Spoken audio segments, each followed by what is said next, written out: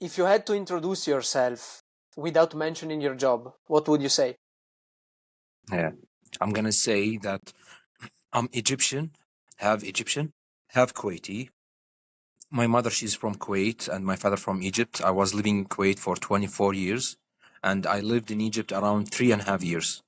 Um, but in Kuwait, because my mother, she's Kuwaiti, not my father, I cannot take the Kuwaiti passport.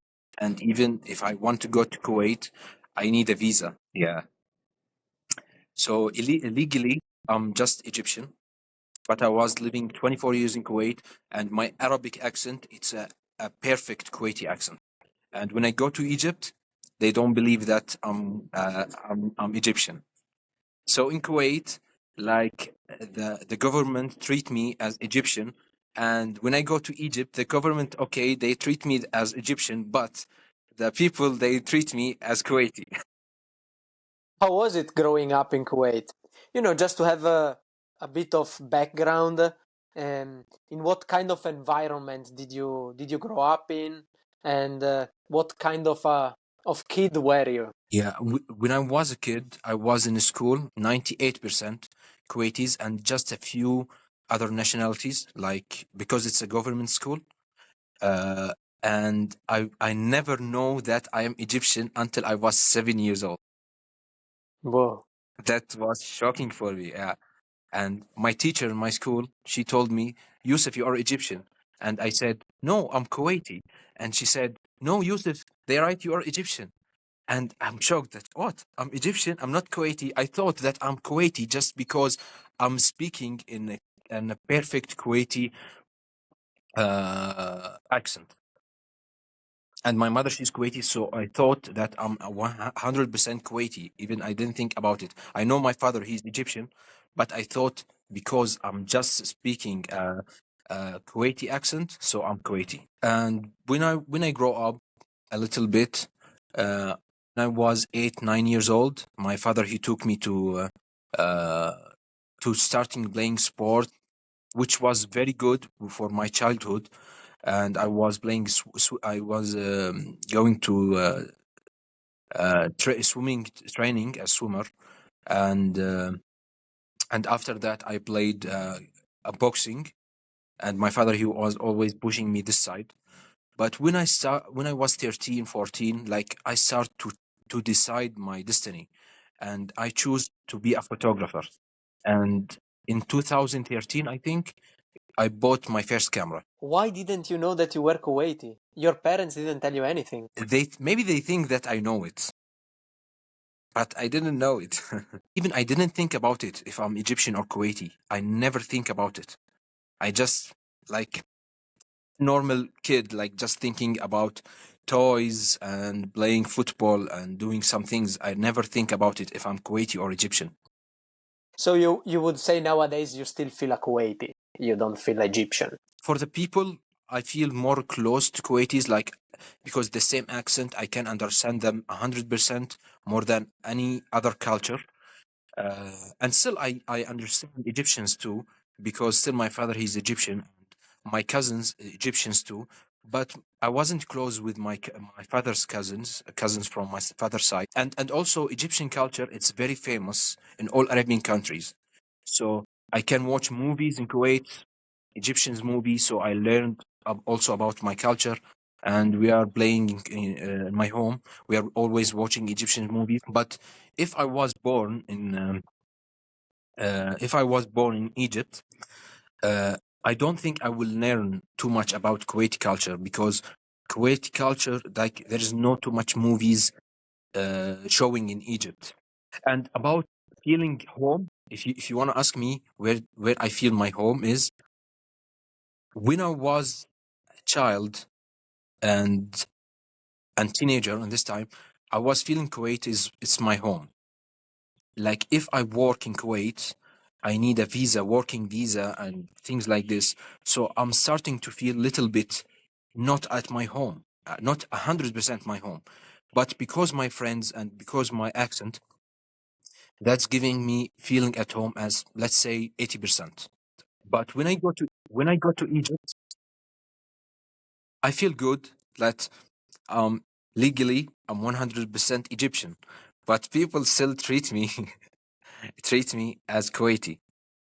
So sometimes, when I go on the street and asking to taxi to take me somewhere, and he think that I'm Kuwaiti, he will ask me for more money. After that, I was thinking, where is my home? And when I'm Hmm. starting to travel, uh, I think everywhere can be my home. Yeah, because also for me, I mean, I've grown up in Italy, but I don't consider Italy as my home. I was talking with about the home concept with a friend while I was traveling in Asia, and yeah, I don't even have a place to consider home right now, to be honest. What does home mean to you?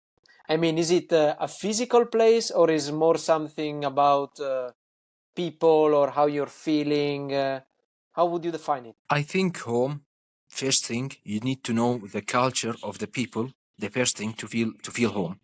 And that's why I said I feel home in Kuwait 80% because I know the culture like more than anywhere in the world. So that's why I feel in Kuwait more in home. Also, there's some things to feel home. You need to feel safe, and you take uh, all the things that like legally you have to be in this city. If you feel legally you can do everything.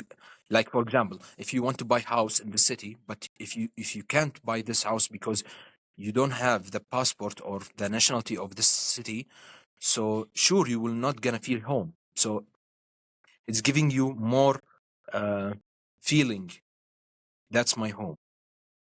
If you legally you can do the same with others people. For example, what if you are in a country, okay, and 99% of the city they follow a religion, and 1% they follow different religion. If you are one of this 1%, I think I'm not sure. I'm not in this situation, but I think you're not gonna feel home 100%. But and also it depends about the country. If the country making equal all the religions, or making them, no, it's a Catholic country, for example, and there's a little bit a Protestant. So the Protestant and I mean the the rules. It's It's Catholic rules. Like I mean it's 400 years ago, before in Europe, when it was a Catholic and like a little bit Protestant. So I think the Protestant, they cannot feel home. I think maybe. But for you, going back to Kuwait, when you go back there, I mean, do you have all these mix of things that you mentioned before? Like, do you feel safe? Do you feel good with yourself when you're there? How does it work? Honestly, yes, I can feel it's my home just because I'm not living in it. Like I'm just going to see my family and my friends, and I leave. So I feel okay, like it's not affecting me. But I think maybe if I lived for a long time and I couldn't buy house and I cannot do other things, yeah, maybe I'm gonna feel bad again.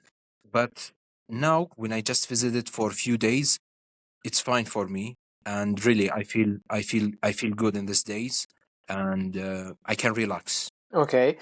You've been the last time like a couple of weeks ago, no? Before Nepal. You were there. I were in Kuwait, yeah, for 20 days. Yeah.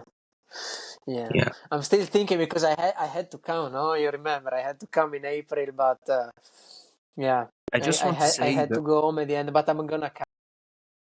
yeah, you have to come to Kuwait. I want to show you the culture, uh, and I just want to mention the prettiest thing, the prettiest thing you can see in Kuwait, or I can see. It's a place they call it Duania. Do you remember? I talked to you about it before. Yeah, Duania. maybe. Say Duania. say explain Yeah. again. Yeah. Duania, it's a part of your house, of any Kuwaiti house. They have small room. Sometimes they have entry door to outside the house and toilet inside. And this Duania, it's a culture place. And every week, for example, if every Thursday or every Friday, all the people we know, they are coming to this duania. Only men. There's no woman in this place. Only men. We met there and we talk. Some duanias we are um, talking about video games and movies, for example. And some duanias they like to talk about sports and football. And some duanias they like to talk about policies of Kuwait, politics of Kuwait, and the rules, and to discuss these things. So this is the best place I ever seen, and the best culture in Kuwait. Yeah, and every time when I go to Kuwait, I was so excited to go again to Duania to meet my friends, and we talk about things. Yeah, Mm-hmm. So and I told them before. I told them before about you, and I said I will bring my friend, my Italian friend, to our Duania one day. And by the way, it's too hard for any foreigner, if not Kuwaiti, to enter this Duania. But I can enter easy this Duania because I told you, like, my accent is 100% Kuwaiti, and my friends are Kuwaitis since I was a child. yeah, I can't wait, man. I'm curious to experience this. I mean, You not have to. it's not a chance you have many times. Yeah, I'm really looking forward for it. Maybe next year, you know? Yeah, Maybe next year. I mean, I'm coming back to Asia. Maybe we meet there somewhere. I don't know, in Thailand, and then we can go to Kuwait together. Would be very cool. But yeah, yeah. by the way, you've been now on the road for a long time, and I mean, when I Around first six met you six in months. Yeah, 6 months, because yeah, when I met you in KL, you were already traveling, and yeah. I mean, then yeah, you've been to Kuwait a couple of weeks, but now you're still traveling. But when did you start traveling solo? I started traveling. I was too young. I was child with my family. This is the beginning of traveling. I was 7 years old. I traveled to Egypt, to my country. I was 7 years or 8 years old. It's my first time. Mm-hmm. And uh, since I born until 24, I just until 24, yeah, I just visited Egypt for 3 times, each time for 2 weeks, every time with my family. And I went with my family all Arabian Gulf countries except Oman. I'm so excited to visit Oman. I visit Saudi Arabia with my family how many times to make Umrah, if you know Mecca, to visit Mecca, if you know Mecca. Ah, You know yeah, yeah. Mecca? Yeah. Mm-hmm. Yeah, yeah. And I went to Dubai 2 times with my family too, and Qatar, and where else? And Bahrain, yeah. No, Bahrain. I start to traveling alone after that. After 18, I was starting traveling alone, and with my family, I traveled to when I was 12. I think I traveled to Malaysia for first time, Kuala Lumpur and Penang. Yeah, that's why I went again to Kuala Lumpur to see it again, to see if I will like it or no. Honestly, I didn't like it. Yeah, yeah. Yeah, I And remember. after two I years, remember. yeah. After 2 years, I went to Thailand with my family, and then this time I like it so much. That's why I stayed 4 months now. Last time, yeah. And I went 2 times to Turkey with my family too. All my travels with my family, it was before 18. Mm-hmm. After 18, I was traveling alone or with the friends. I start traveling with friends after 18. Yeah. And my first time to traveling alone, 6 months ago in Thailand. Yeah. Last December. I just, when I start traveling, like I was thinking, like there is many categories of tourists, travel tourists. One of them who's traveling to do the things he cannot do in his country. Okay, and I'm gonna give you an example later. Mm-hmm. And there is another category, the people who traveling, who's working for around 11 months a year, and traveling for 2 or 3 weeks yearly, and it's very common in Arabian Gulf countries, and mostly they are staying in luxury places like luxury hotels, and eating luxury in luxury restaurants. That's very common in Arabian Gulf countries. And the third category, who want to learn about the culture. And there is also many categories else, but I just mentioned these three because I want to talk about these three categories. And it's attract me to understand these three categories. And the last category, traveling to learn more about cultures. Still inside this category, there is many categories inside. Like some people, they like to travel to learn more about religions, for example. As me, I like to learn more about religions, so I'm traveling to learn more. And some people, they like to, for example, testing or trying um, a local food, and it's part of the traditions. When you learn about how they cook food or how they eat the food, it's part of the traditions. And also some peoples, they love to travel to learn more about arts, and arts also part of traditions, like musics or dancing show. It's still a traditions. So if I want to talk about the first category, who's traveling to do things that he cannot do in his country. Yeah, I saw someone in Thailand when I was in Thailand. Someone, I think he's a Western, a white Western. Yeah, but I don't mean it. I mean there's many people, and I will give you even the same example in Arabian Gulf countries also that happen. Anyway, this man, he's trying to talk with a woman to have a sex with her and to pay her money, and she said no, she's not working as a prostitute, and he's still keeping asking for a long time. And when she said no, and she said no like this, and even she cannot push him or to do anything, just say no, trying to say no, and he started to touch her body before he leave. And she said she's not working as prostitute, and even she's working as prostitute, and she said no, so you cannot do it. And I think he cannot do this in his country, so he's traveling to do these things that he cannot do in his country. This is first thing. The second one, example, it's my friend. I love him so much. If he's hearing me, if he's listening to me, but he said something, and I'm gonna say it, but I'm not gonna mention his name. He's from Arabian Gulf countries, and when he know that I'm going to Egypt, he said, "Okay, I will come with you to Egypt." I said, "Okay, well, you are welcome," and I will invite him in my house. And he said, yeah, when I go to Egypt, uh, the woman will see that I'm from Arabian Gulf country, and we have oil, and I'm a rich man, so I can attract many women.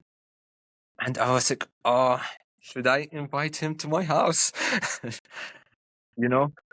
But I respect everyone. Like traveling make me respect everyone. Every time I learn more about culture, I saw many people have different thoughts and wrong thoughts, and I have to say, when I see something wrong, I have to say it's wrong, to change it. But I'm not attacking anyone. I'm not attacking the person at itself, because he just born in a city. Everyone or most of the people, they are thinking this way, so he don't have any choice. It's so hard to to think different way. So traveling, it's very good, and learning about culture is very good. Even if you're not traveling, if you can learn about culture many ways, like you have books, you have movies, you have to talk about foreigners in your city, in your area. If you learn more about cultures, you will start to respect human. Like all human, they have stupid thoughts, and we have to respect even the stupid, the human, not the thoughts. We have to respect the human. And the second category, it's I don't have many things to say about it, but it's about I told you, like the people who's working for 11 months yearly, and they choose 2 weeks to travel just to sit in luxury places and sitting on the beach, not doing anything, shopping maybe. This thing, it's very common in Arabian Gulf countries, because Arabian Gulf countries, it's like, especially some small countries, like there's nothing to do in these countries. Like it's just like a routine. Like everyone going to work for 6 hours a day, just 6 hours a day, 5 days a week, and in the weekend they go to cinema and or eating a food together and meeting in Duania. So it's boring when it's happening every day and every time. So they choose just to relax, going to beaches and shopping and do things like that.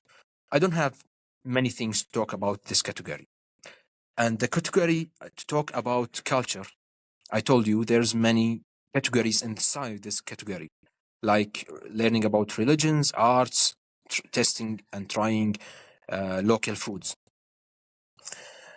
For me, I'm interested too much about all this type of categories in this category of um, uh, learning culture, especially religions. What does make you so interested in religions? Yeah, it's really good question. Yeah, because when I was a child, I saw a book. I was maybe 6 years old. 6 year old. Start learning how to read, and I went to like a bookstore with my family, and I have to choose a book. And I don't know why. I don't know why, but I chose the book. They wrote it's about religions and like this. I took it. It was interesting to me to read it, and it was I don't remember which religion is, but my mother, she said, no, no, no, just take a book for your age like this. And that's true. Yeah, I have to take a book in my age, not this book. I know in this time I will never understand anything about it in it. So I didn't take it. But still, I remember this moment. I still remember that I want to know and learn more about religions, especially because I was living in Kuwait, and in Kuwait, it's um, it's 1 million, 1 million and a half Kuwaiti citizens.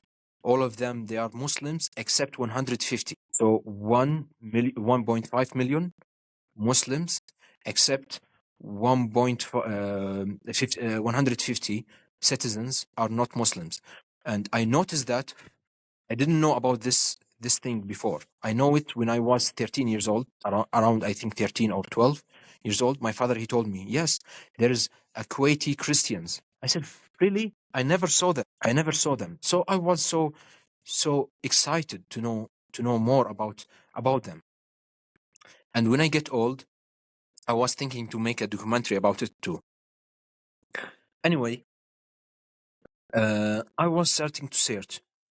And there is two types in Kuwaitis. There is a Muslim Sunni and Muslim Shi'i. So I was a Muslim Sunni, and I don't know anything about Muslim Shi'i. And we in our home we didn't talk anything about it. So when I go to school, and I was around 13, 14, I start learning and start to hear there is a Muslim Shi'i and I am Muslim Sunni. So I was interested to know what they think and what they believe in. And that's how it starts and grow up. Okay. Well, what is your relationship with spirituality? I mean, does it play a role in your life? Do you believe in something bigger than yourself, or you're just curious in it and you want to learn more about it? And if that's the case, why? Yeah, I just want to learn more about it. Honestly, like I'm interested to the most religion I'm interested to, it's Muslim Sufis. I was very interested about this, and it's very rare in Kuwait and very rare in Egypt, I think too. Yeah. Anyway, um, uh, I just want to learn about how people they are thinking. And listen to me. I don't like the religion itself. I like to learn about the culture. And religion, it's part of the culture. And it's very big part. I think it's very big part of the culture. That's why I think if I learn more about the religion, I will know many, many things about the cultures. And I will give you now example. But before I give you example, there is something else I just want to say about Middle East and Egypt and the difference between both of them. And I noticed that the thing I want to say now, I noticed that when I was in Indonesia after I met you. But before it, I just want to say example for you.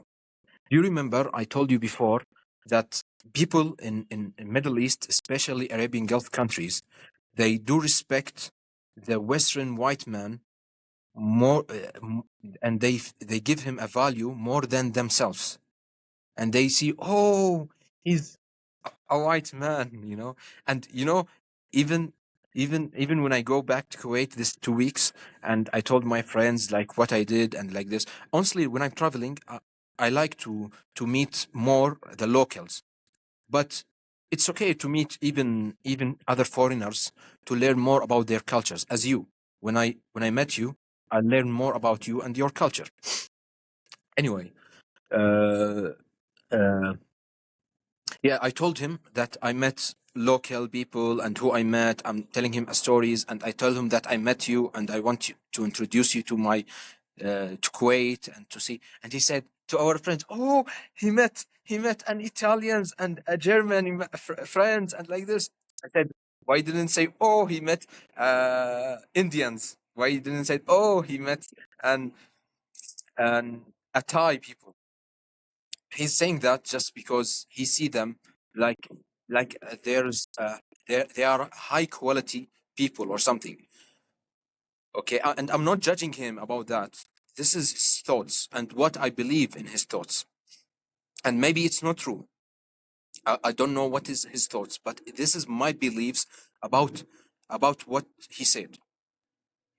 Anyway, uh, what is my idea if someone, I told you in Middle East they respect the Western white more than the others. Even they give him a value more than himself.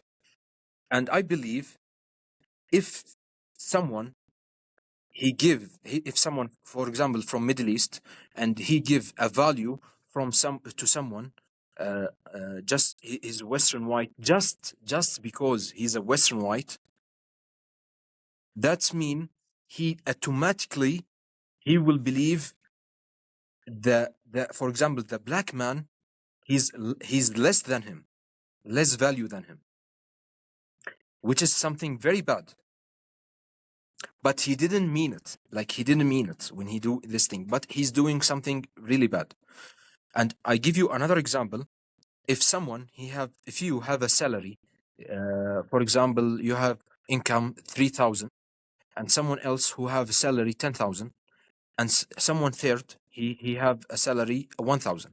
If you have 3,000 and you are looking to the someone who have salary 10,000, he's more value than you just because he have salary 10,000. That's mean automatically you will see the one who have a 1,000 salary, he's less value than you, which is something bad. Okay, but I don't mean the one who have 10,000 salary. He mean he's the bad person. Maybe the one who have 10,000 salary, if he saw someone 50 have a 50,000 salary, uh, not more value than him, just because, or for example, now I see a value in you, Rick. Yeah, not because you are a white Western man, just because what are you doing in your life? It's so interested, you know. So this is the value, not because your color or how much money do you have. Now, if someone from Middle East, let's say again, someone from Middle East, if he saw someone uh, Western, and he think the Western, the white Western, he's more value than him. I told you, sure, he will believe automatically the black man, he's less value than him. But if the Western man, he's looking to the man from Middle East that he's lower than him, so the person from Middle East, he deserves it. And we talk about it. What do you think about it? Do he really deserve it? Yeah, you're saying if a white man sees a Middle Eastern as lower, you think they deserve it. No, no, no. I don't mean it. No, I Okay. mean if someone from Middle East, okay, Mm-hmm. he's looking about the white Western, he's more you value than him, and Yeah. the Western, he's looking back at him at the same person, not about the all people there. I mean, if he's looking at this person, he's less value than him. So this man, he deserves it. Well, I wouldn't say deserve it, but he can't complain because he's doing the same. So that's mean he's deserve it. I will tell you. For example, if there is a two people from Middle East, one of them he believe the Western white he's more value than him just because he's Western white, okay? And Mm-hmm. the other one he don't believe in this. He believe the value in something different, something else. This one he deserve it. The other man he don't believe in this thing, in this thought. So the man he believe in that. When the Western man he's looking back at him like this, so this one, the man from Middle East who's believe in this rule, like he's believing at this, it's a rule of nature, you know. He just believe this man he's more value than him. So if he's looking back at him at the same side, so he deserve it. I don't mean it in a revenge way or bad way. I just mean he deserve it because he believe in it. He believe in the same way. So you cannot complain. You cannot complain. Why? Because you believe in the same rules. So why you complain that, oh, this man he's looking at me less than him? Yeah, you believe in the same way. Why you are sad now? You get me? Yeah, yeah, yeah. It's complicated, But maybe. Yeah. where do you think it comes from that Middle Eastern people believe? I mean, that why do they look at white people like? Why do they put them on a pedestal? I don't. I'm not sure exactly, but maybe because the last few centuries, um, I think yeah, like in Western countries was more uh, yeah, updating the science, and they are updating everything. So maybe that's why. And I see the value in the people, in the Western people who update the science, I see the value in them, but not Mm-hmm. all the white Westerns, not all them, just who update the science or do something useful in his life. And For some humanity, people yeah. from Middle East, they can do that, and some people in in Africa also, they can do that. So I see the value in the person, not in the country or the race. Mm-hmm. Yeah. Yeah. And No, I mean, but as you were saying before, it's also difficult to blame the people for how they think because it's a lot about on where you grew up and what they taught you when you were a kid and the school you've been in. So yeah, it's kind of difficult. So I mean, I agree with you when you say like. If someone else is judging you like you are judging other people, you can't complain because they are believing in the same thing you are believing, just on a different, with different people. But yeah, it's also difficult, to say like, yeah, whose fault for this. That's the weird thing. Mhm. And I want to repeat again what I say before, and you just said it now, and it's very important. Like, I'm not complaining people why they are thinking this way, because yeah, they just born in somewhere and schools. That's why when I learn more about cultures and things, I get easy with things. It's okay. So what if they believe in that? You get me? And it's also about religions. It's between religions and about also the value of the human. There is four castes in Hinduism. Okay. And I met some friends here in Nepal. As I told you, I like to meet local people and to learn from them the culture and learn from them the religion. So they are telling me the difference about the castes. They have many things like the man I met. Was the lowest caste in Hinduism, Mm. and he's starting to complain why the high castes see us as a low caste, a lower than that. So now I'm thinking, yeah, you cannot complain because you believe in the same rules.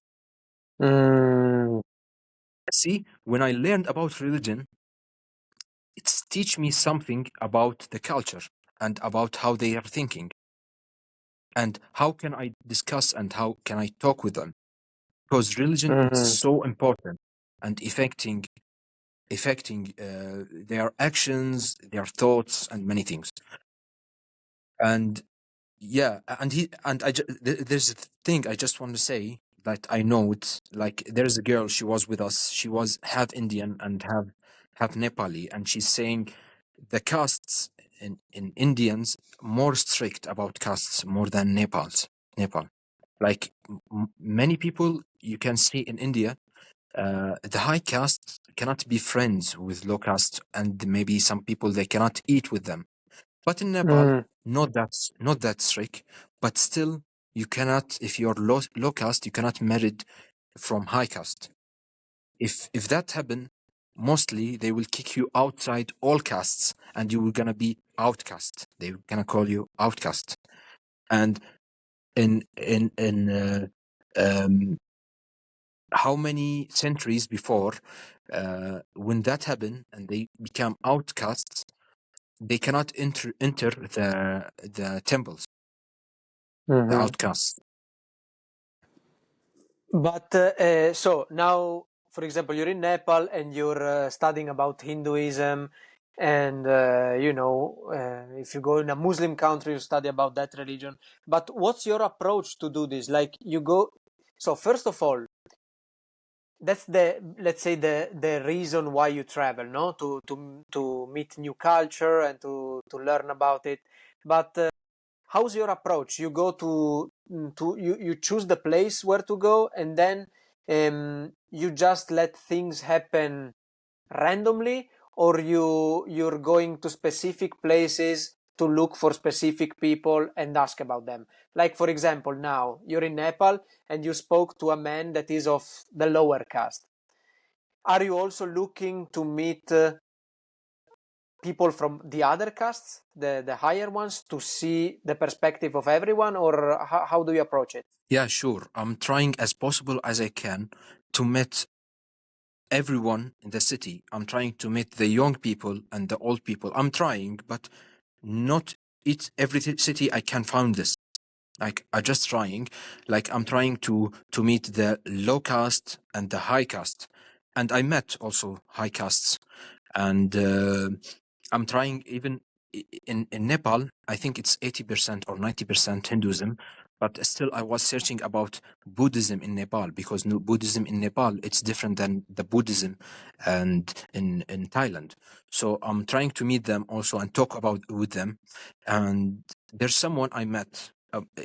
She's a Christian, okay, but still we didn't talk about anything.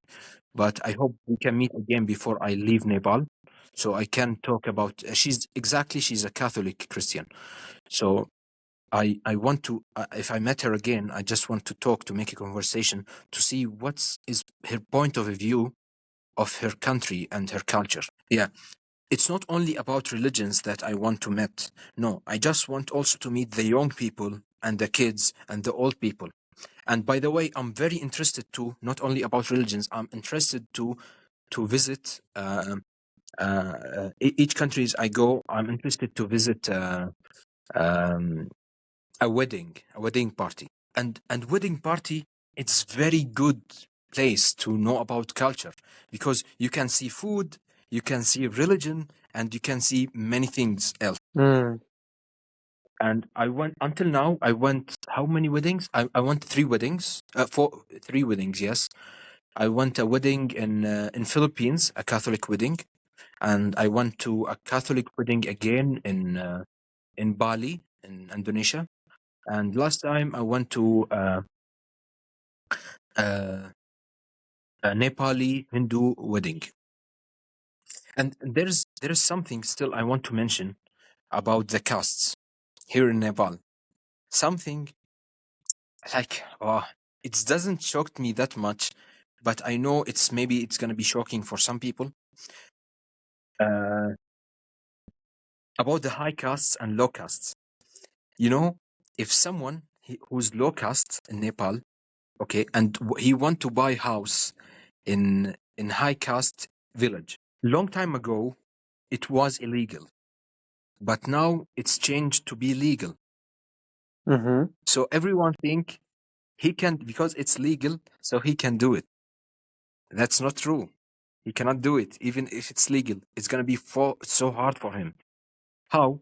If he planned to buy house close to high castes, okay. First thing, the man who will sell house for him, he will not sell house for him. The village, the owner, the owner of the village, he will not sell him a house or apartment. Why? Because if he sell him apartment or house in this village, in high caste village, the other high castes, they will not come to buy from this village. So he's trying to protect his business and not sell for the low castes. So yeah, it's basically legally possible, but culturally is not accepted. Yeah, yeah. The owner of the village trying to protect his business, so he's not selling for him, because if he's selling for him, the other high castes will not come to buy in this village, and he's targeting the high caste. Yeah, even if he have a money, if he have money, he's not gonna sell for him.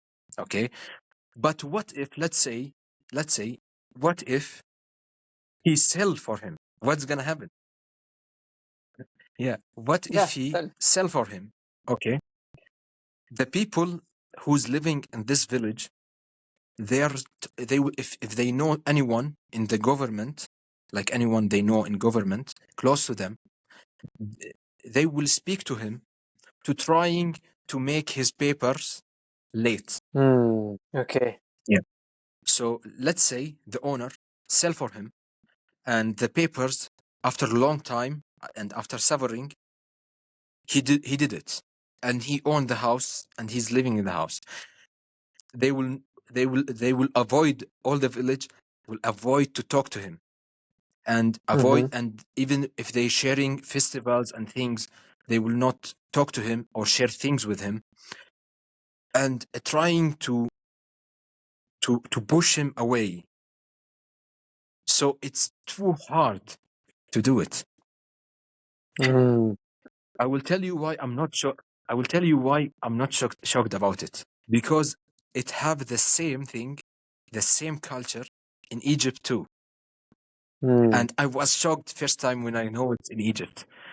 In Egypt, there's some people, there's some families, they see they are not wearing hijab. Most of these families, the women, they are not wearing hijab, and they see the woman who's wearing hijab, they are less value than them, just Mm. because they are wearing hijab. You get me? Yeah, yeah, yeah.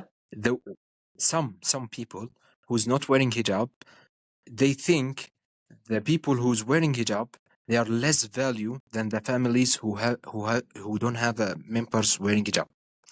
So there's some owner also, owner's village, he's targeting the woman, the families who don't have a woman wearing hijab, so he's selling for them. And also the same, he cannot sell it for someone who's wearing hijab. If someone who's calling, I want to buy house in this village, and he said, is your family, do you have any of your family who's wearing hijab? This is the first question we'll ask. And if he says, he will not sell him. But what if he sell for him? What if he sell for him? Still, it's gonna be the same as what's happening in Nepal. Did you see why it's too important to learn about religions? So I learned about castes, and I learned about how they treat each others here and how they think about each other. But the low castes deserve it because they believe in the same rules. They deserve it. Yeah, if they wouldn't believe in it, it wouldn't even exist, this differentiation. But because everyone believes in it, it exists. Yeah, of course. But what's the what, I mean, there has to be a higher purpose for you to go to travel and study about the culture. Do you have some work that you're doing, or is just because you're curious? And I mean, do you have an higher purpose for this, or what's the reason? I'm trying to learn culture for itself, not to do something. But on the way, I can do something. Yeah, I can use it for my work. Like I'm a filmmaker, photographer, and so I can use it in my work. But I'm learning culture for itself, not for anything else. I can add it for my even for my photography. Like I take many pictures of other cultures, religions, and things like that. Even my movie, it's talking about culture. That my last movie, it's talking about. It's a documentary talking about culture in Thailand, culture of Thailand in a point of a view of a transgender. But still, I didn't edit it. Still I didn't start the post production. So I don't want to talk about it too much until I finish it. Okay, yeah, I'm curious to see it. But are you planning to publish it somewhere in the future, or not? You don't know yet. I don't know where, but yeah, I want to publish it, but where? Still, I don't know. Okay, and okay, let's not talk about the project itself then. But what made you interested? How did you take this decision to make a movie about this? Before, first time I went to Thailand with my family, I liked Thailand so much. I liked the place, the atmosphere. I decided to go again with my friends, and when I went there, first time with my friends on 2018, I didn't learn anything about culture because I traveled with my friends from Kuwait, and they are, as I told you, it's so common in Kuwait to work 11 months yearly and travel 1 week and staying in luxury places. And in this time, I was staying in the same luxury places with my friends and just sitting on the beach and doing some stuffs and walking in street shopping, things like this. So I didn't learn about the culture that much. And I went there next year in 2019, and I did the same. I stayed 1 week. I didn't do anything, just enjoying the atmosphere.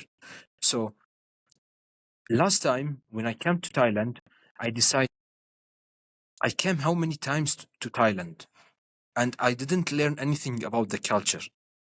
And I regret it kind of. So I think I want to learn more about culture, and also there is something like when I went to Thailand, when I booked to Thailand and said to my friends, I'm going to Thailand. Like many of my friends, they said, "Huh, you're gonna see the lady boys, lady boy." It's starting to bother me. They're just speaking about lady boys. It's really starting to bother me. That's the main And topic, about Thailand. yeah, Everyone I, speak about I said, I said, why not to make a movie about traditions of it. Thailand in a point of view of transgender? So I will learn more about the culture, and also I will give them what they are thinking about Thailand. They are just thinking there's a ladyboy, so let's give them a ladyboy in my movie. So when I decide again to travel to learn about the culture, I choose Thailand because every time I go Thailand, I didn't see the culture, and this time I was serious to learn more about the culture. And as I told you, religion can open for me many things in the culture. Anyway, so when I decided to travel and I booked a ticket, but still I wasn't planned to make a movie in Thailand. but I'm thinking about it. I don't have the plan. And everyone in Middle East of my friends in Egypt and Kuwait, they are saying to me, you go to see lady boys, you go to see lady boys. And it was really, really, really bothering me. Like everywhere I go, everyone know how I'm going to Thailand. He's saying, lady boys, like just Thailand have nothing, just lady boys. I think Thailand is good. It's good to put on the flag a lady boy face. It's gonna be perfect.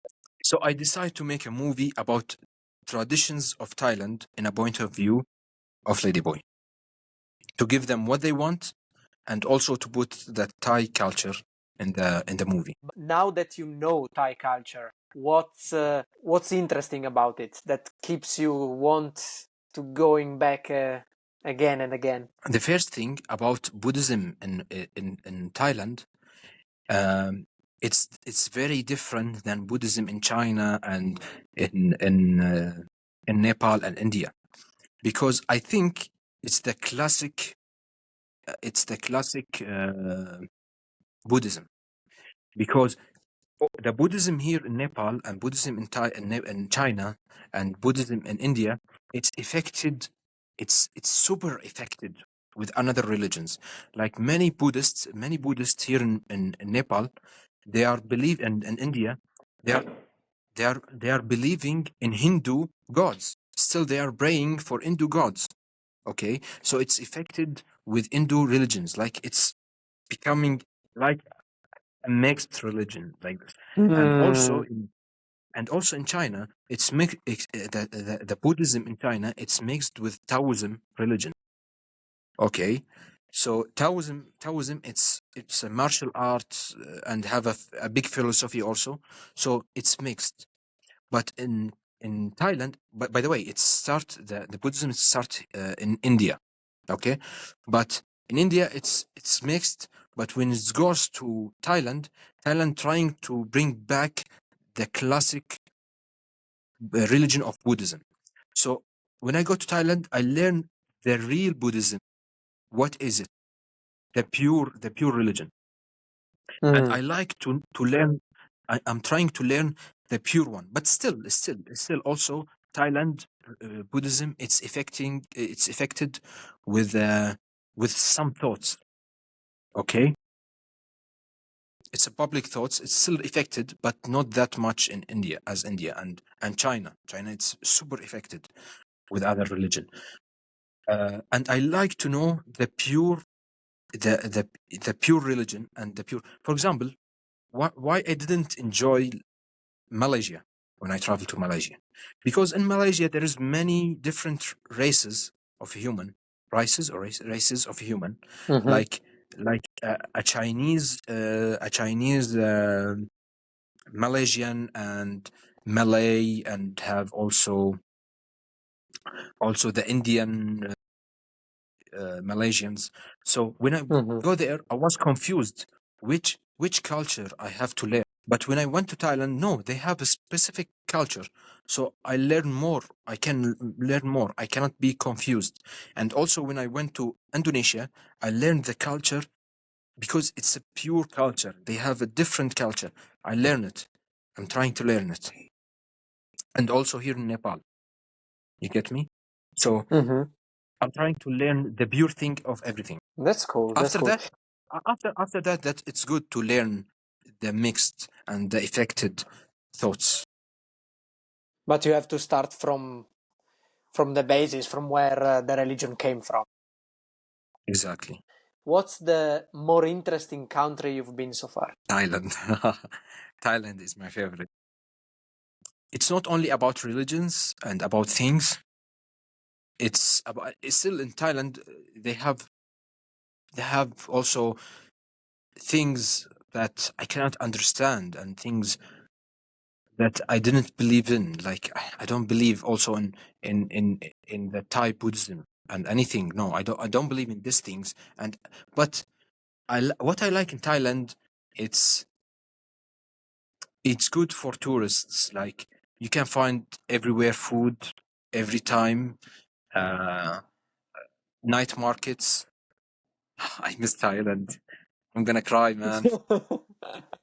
I can see the sparkle in your eyes, you know. But also, let's talk now about Thailand, just about Thailand. Okay.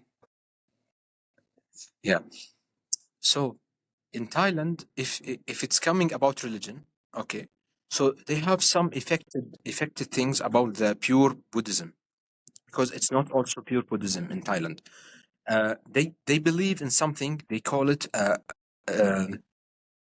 spirit house. Okay, it's like a small house, like this size, or maybe sometimes bigger or smaller.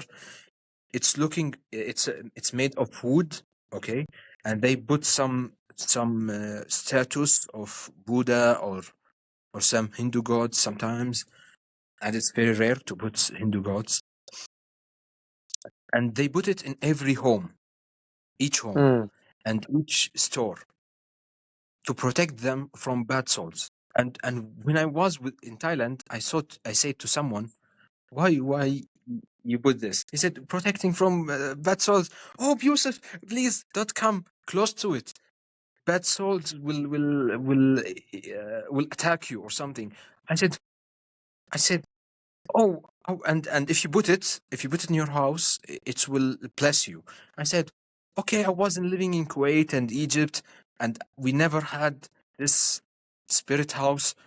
So why there is nothing happened to me? Why it's gonna happen to a Thai, not for me in my country? It's only the bad souls only in Thailand, or what? This is the first thing. The second thing, I told her, like, this believing about the spirit house, it's like a dog. I don't mean they are dogs, but I respect, I tell you everyone, but I mean, like, as a dog, do you see this scene sometimes when a dog it's running and barking, following the cars in the street? I'm thinking, what's the dog thinking in this time when he's following the car and barking? Why he's doing Mm. this thing? Do he believe if he barking the car will move? Maybe he believe it. I'm not sure, but maybe he believe the car will move from the way because he is barking. But the car will move from point A to point B if he is barking or not. But he just believe it's gonna move when I'm barking, or maybe he believe Mm. it's gonna stop. But anyway, it's not gonna stop. So, but it's a dog, It's okay. But for human, like, yeah, just I notice it. But anyway, Thailand, I love Thailand so much, and especially Bangkok. It's my favorite area. Uh, and if there is a beach in Thailand and Bangkok, it's gonna be awesome. But there is no beach. The Mm. nearest beach in Bangkok, it's Pattaya, and I hate Pattaya. I Why? really don't like Pattaya because the tourists there, they are targeting things uh, more than it's everywhere in Thailand, but I mean, they are trying to abuse women in Pattaya more than everywhere. It's everywhere in Thailand. It's abusing women. It's everywhere in Thailand, but especially in Pattaya, it's more than everywhere. And maybe Phuket. I didn't like Phuket too. Phuket have good beaches, and it's the best beach, by the way, in Phuket, and best islands. It's around Phuket, but I didn't like it because it's a touristy place, and I'm trying to go places to learn more about cultures, not about tourists. And there is many weird things. It's happening only in Pattaya, and Phuket, because these cities, there is two types of Thai people in this place.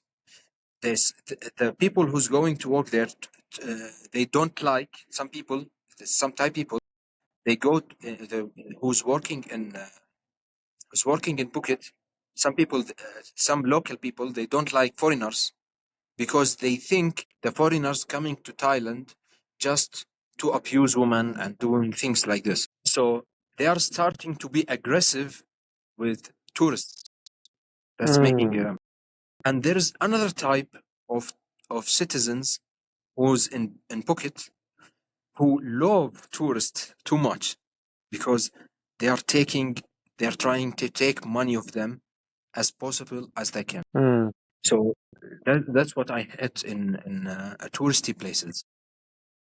Yeah, of course. I mean, you looking always for to learn about the culture, touristy places. Of course, it's the place where you have less culture to learn than anywhere else. That's for sure. But so when you decide, like, I'm traveling, you're traveling right now. Um, how do you choose the next place to visit? Do you have some criteria? What kind of questions do you ask yourself? Why, for example, now did you decide to go specifically to Nepal? Yeah, I will tell you.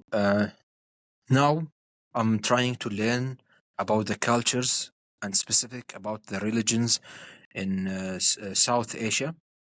So I think to to take a tour in all South Asia, to finish it and to learn enough about it, than to move in other city. So yeah, there's many cities honestly I want to visit. There's many countries I want to visit around the world, not in Asia. And I was thinking to go Georgia and Armenia and these countries also. But no, I'm thinking to finish these cities because I cannot put a load on my mind to learn different cultures very fast. So I'm choosing this area, all the religions and the cultures, and because this area, the religions and the cultures, it's too close to each other. So if you understand Buddhism, it's easy to understand Hinduism. It's easy to understand uh, Taoism.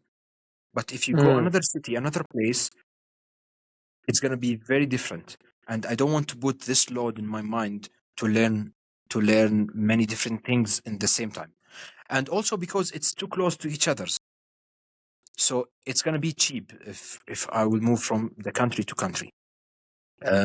So that's why. And why I decide first to come to Thailand, I told you, like, I came how many times to Thailand, I want to come again. And also because Asian countries is more cheap than other countries. So I think to start these countries, it's better. Yeah. Mm. Okay, okay. And yeah, remember a couple of months ago we spoke. You were saying me you wanted to go to Sri Lanka, India, but at the end you decided to go to Nepal. Are you still planning to go there, or? When I'm trying, yeah, I'm still yeah, I have plan, but I'm not sure about it to go to India. By the way, I went to India before, but I told you I went with my Kuwaiti friend. He was traveling in a different targets, so I didn't learn that in the culture that much in this time. I want to visit again. Why I didn't go to India? Because the I was planning to go to China, and India and China, both of them, they need a visa and taking long time visa. So I decided to choose one. So I think to choose China now, and maybe next time to India, and because I want to go India, but I didn't. I was lazy to stay long time to make a visa for India. So I go to Nepal. I get a visa on arrival, and they have Mm. close culture than to India. They have close culture and the same religion. So I decided to go Nepal before China, and after China, I was thinking to go. I'm not sure about it, but I have planned to go Laos, Cambodia, Vietnam, and Sri Lanka. So back to Southeast Asia, yes, South Asia. Okay, but in China, what are you planning? What are you planning to? Uh, Now I'm searching about.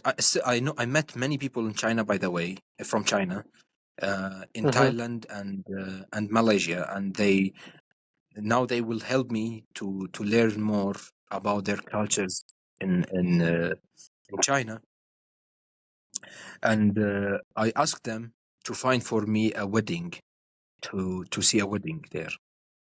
Mm. I hope I found it. Yeah. And also to learn more about religion. I just want to see also to visit more temples. And there's temple in there's a few Jewish in China, and that's shocked me really. Like, I don't know, there is a Chinese Jewish. Have you ever know about it before No, about no, it? no, no, never heard about it. Yeah. So yeah, you were saying you wouldn't like to go to other countries right now because you want to learn about all the cultures and religions in Asia, which are pretty similar, and going to another part would be putting too much and too much different informations, no? And how do you know when you're like, okay, I learned everything I wanted to learn, I'm ready to move on to the next type of culture? Also, it's a good question again, and make me thinking. Yeah, I'm not sure, honestly. I don't know. But when I feel enough of it, I will. But I don't know. I really I don't know about it. Hmm. Okay. And speaking more about just the traveling itself, um, if I asked you to tell me your favorite travel story so far in these 6 months, what's the first one that comes to mind? Here in Nepal, I met a group of people. First day I'm here in Nepal. I met a group of people, friends. They are between 19 to 22 years old, I think, yeah, or 23. It was good, you know why? Because I became inside a group of friends, not a single person. Like, for example, when I go to Thailand, I met someone here and someone here and someone here and also Indonesia. But in this time, I met a group of friends. They are already friends. Mhm. So that was very good experience. I really loved it. Also in Thailand, I did that, but I didn't expect it in Nepal to meet this group. So it was really fun. Did it came naturally? Was it easy to feel integrated in the group, or how did you met them? What was the situation? Yeah. How did you yeah. As you know, I'm a photographer, so I was in the street to take photography of strangers, and I met two girls. I take photography for them, and after that, they introduce you to their friends. And what's good in this group, it was male and female, so I know all of them. Like like I met the yeah a real group, like already they are friends. So they tell me, why you're not coming with us today? We are going this place and this temple and to see this one. And I went with them, and it was really really fun. And the next day also we went out together, and two of them, one male and one female, they travel with me to a city they call it Pokhara. And I was asking them everywhere I go, why like this, why they do like this, why they practice like this. I think I'm annoying them, but honestly, I'm gonna annoy anyone to learn. It's Wait, give me 1 second. I have to go to the bathroom. again, when I was in Indonesia, I noticed something. Like, there is a woman, she told me she went to one of Arabian Gulf countries, and after that she went to uh okay, let's say the country. She went to Mecca, exactly, and after that she went to Egypt. Okay, and let's see, what if Indonesian woman and Indonesian at someone Indonesian citizen, he went to Saudi Arabia and Egypt, and a Western man, he went to both countries. If you went to Saudi Arabia and if you went to Egypt, what's the problems you're gonna face there? If you are Western, you're gonna face another problems, and if you are uh, Indonesian, you're gonna face different problems. She's Indonesian, and she went to Saudi Arabia to visit Mecca, and she said in the airport they are treating her bad, the police, and even everywhere in Mecca they are talking loudly. She said they are talking to her as she's animal. Move, yalla move. But I don't think they can do the same if they saw a white Western, because they are gonna see them is more value than them, so they Hmm. to respect them more. But when she went to Egypt, she said she didn't face any problem. and it was fine for her. I think why it was fine for her, because she came from a poor country, okay, like Indonesia, and also she's wearing hijab, so there's no problem for her. But what if there's a Western woman, for example, no, not Western woman, Western man, okay, he's going to Saudi Arabia and Egypt. In Saudi Arabia, you're not gonna face any problems, I think, mostly. But all Arabian Gulf countries like Kuwait, Bahrain, Qatar, and these countries. But what if you go to Egypt? Here you're gonna face the problems, because they're gonna ask you for more money, more than the real price. They're gonna ask you more about the real price, but she's not gonna face this problem because she's coming from Indonesia. Mostly she's not rich person, or she's poor, so she's not gonna face problem in Egypt, but she faced a problem in Saudi Arabia. But for you, I think you're not gonna face problems or huge problems in Saudi Arabia and Middle East and Arabian Gulf countries, I mean, but you're gonna face it in Egypt.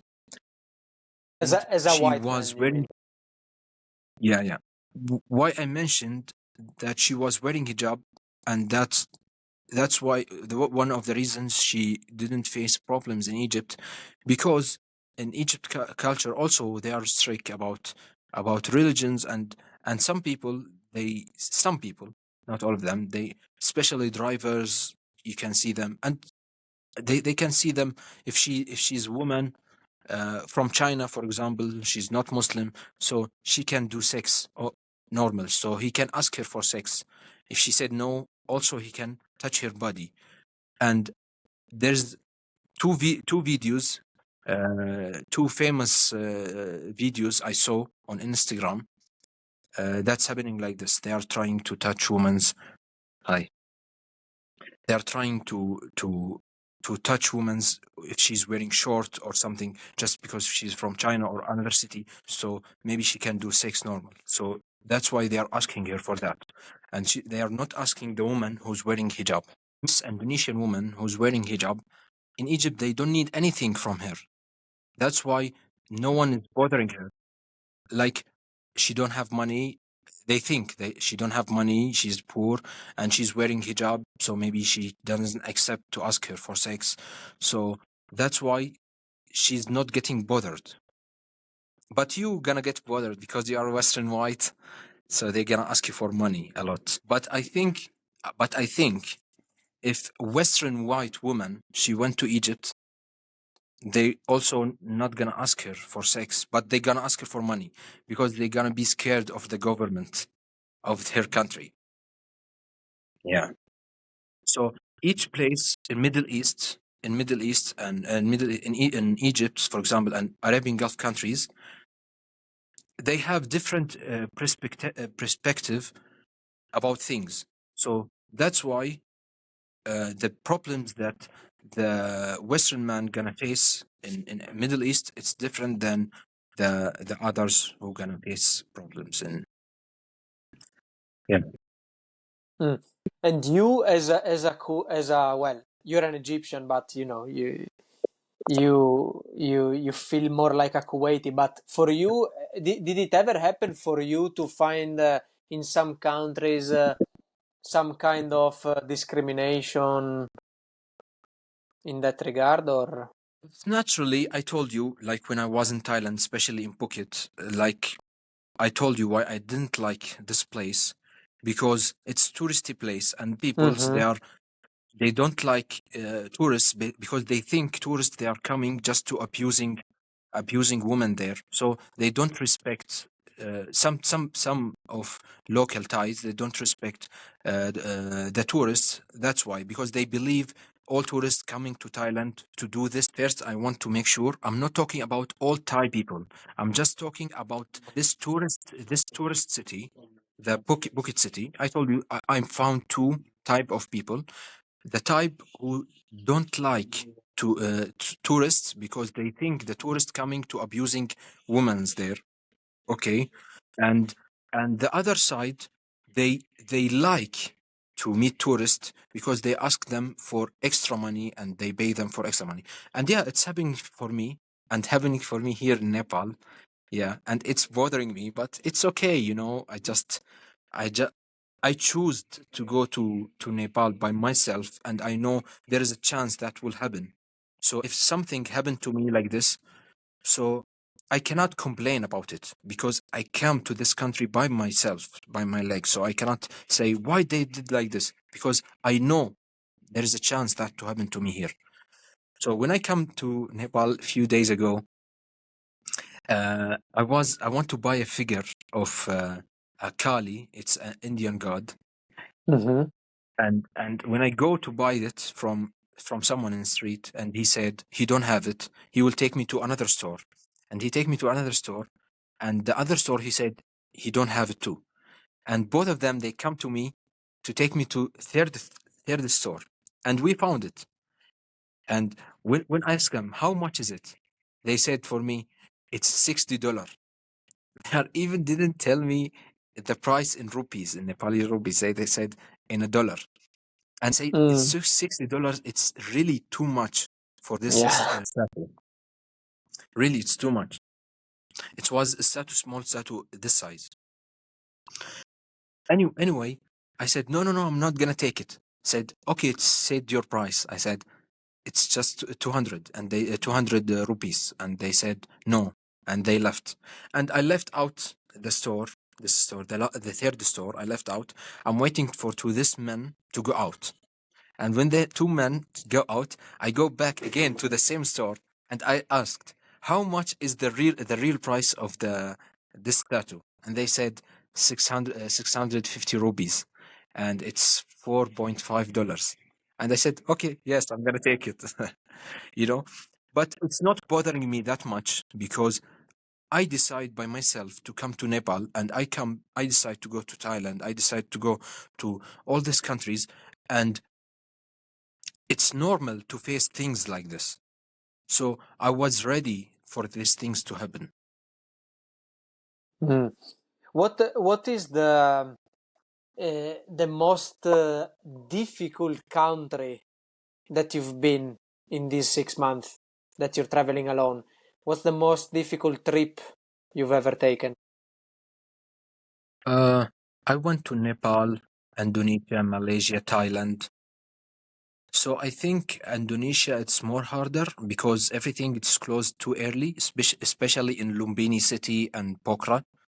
Uh, and the road is what's broken. So that's hard, but it's not hard from people there. People there Mm. everywhere I go, I met good and kind people everywhere I go. Just in I told you in Malaysia, I didn't met I didn't I didn't make close friends from the local Mm-hmm. Malaysians because I didn't know that. So this is the less trip I like. And so next country you're headed to is China, China, and yeah. after China you said China, Laos, Cambodia, Laos, Vietnam, and Cambodia. Sri Lanka. Okay, but So, what other topics are you interested in apart from religion and culture? When you go to a country, is there something else that gets your attention, like culture, like religions, or it's the only thing? it's anything about culture I'm interested to know, but especially religions because yeah, religion it's a big part of the culture. So that's why I'm starting to learn from the religion side. After that, I'm trying the food, and as I told you, food it's a part of the culture, and also if they have weddings and local dancing show or something, art it's also part of the culture. Mm. Mhm. And Mm. about talking more about you about yourself, your profession. Do you have any creative projects in the works that you would like to talk about right now? Not yet, because I just starting to make my movies not far away. My first movie, it was in Egypt. I filmed it in Egypt, but it's not the movie that I call it myself, because I just make it to graduate from High Cinema Institute, because I was studying there and I was rushed and I have deadline, so I didn't make what I want exactly. But my second movie, in Thailand, I told you, traditions of Thailand in a point of view of transgender. Yeah, I like to make this movie because it's talking about culture and showing culture. That's why I'm happy to make it. And I was honestly, like, when I come here to Nepal, I'm thinking to make a movie in Nepal one day, but I don't want to talk to about it because even I didn't start to do it. Okay. I also remembered you were talking to me, if I remember well, when we were in Malaysia, you were telling me you would also like to do something about immigrants in Libya or in Lebanon. I don't remember well. Yeah, Is it still an Libya. idea or? Yeah, Yes, yeah, right. but I don't want to talk about it now. Okay. My Yeah, God, you're because keeping everything private. The secrets of yourself. Okay, no, I respect you. What is your dream now? dream as a child. I think I forget my dream as a child Oh, because I'm come living another on. dream. Okay. um, What's your dream now? uh, to travel around the world, to to be to learn more about photography and filmmaking, to learn more about cultures. It's all my goals now. And I think even when I was younger than this, still I when I was child, I love to explore things. So I think it's the same dream. Like, I think I'm following my dream. Okay. So you're Yeah, I happy think you're happy of the situation you find yourself now at 27, right? You are now. true. You feel Yes. aligned with what you're supposed to do. I think I'm doing what I'm supposed to do. That's true. Yeah. Still, still, every time when I learn something, and I notice that I still need to learn more, and I didn't learn everything in this thing. For example, if I go to Asian countries and to learn more about cultures here, still when I go back, still I feel there's something missed. There's even 1% I didn't take it. I have, yeah, it feels bad sometimes, but I think it's good because it's pushing me to learn more and more. Yeah. Hmm.